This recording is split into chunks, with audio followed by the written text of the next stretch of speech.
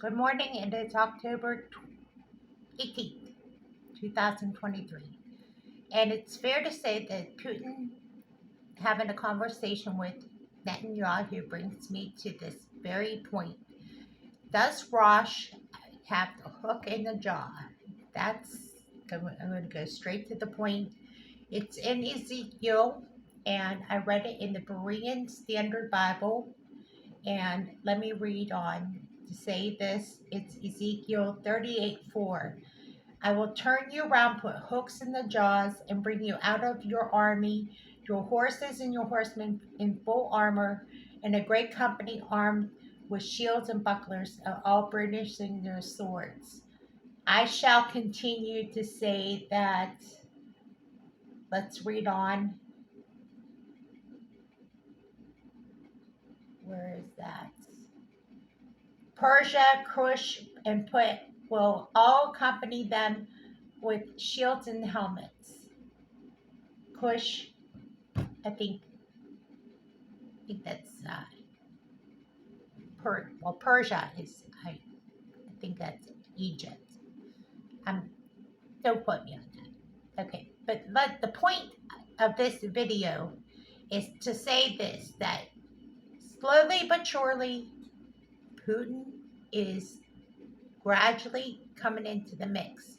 Now, he just made a threat to Poland, and now I don't know the details of that report, so I'm not going to report anything that I don't know anything about. But it is interesting that somehow in all this, we're watching Ezekiel 38:39 come to play, and then Ezekiel 38:5. Okay, this is the war that is evolving right before our eyes. Ezekiel 38:39. Now, yesterday I posted a video. It was kind of blurry because it was on my phone. Okay, so I apologize. But the hook in the jaw means that they're drawn in to this war. Now, it's not enough to be already in a war with Ukraine, but that's nothing to say because the position that U.S. is in, this is a four-front war, maybe three-front war, but let's just say this.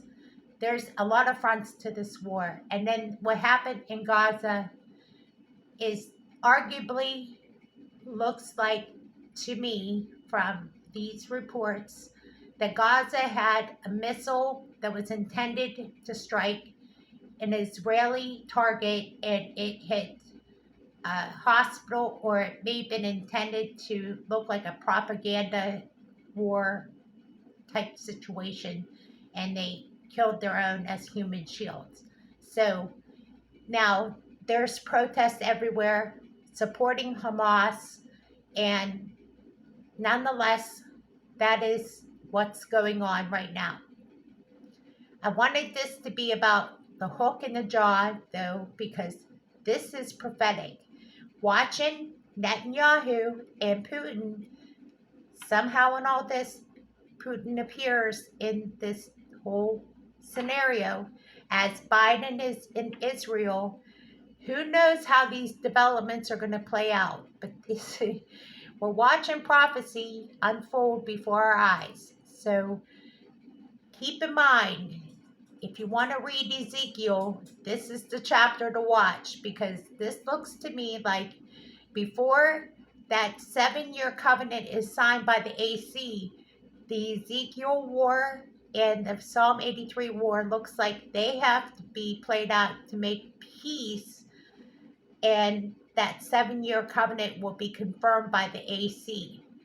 That looks like to me like this war is going to happen first. The rapture of the church could happen between that point, now and that point. We don't know. We can only speculate, but we're only hoping and praying it happens soon.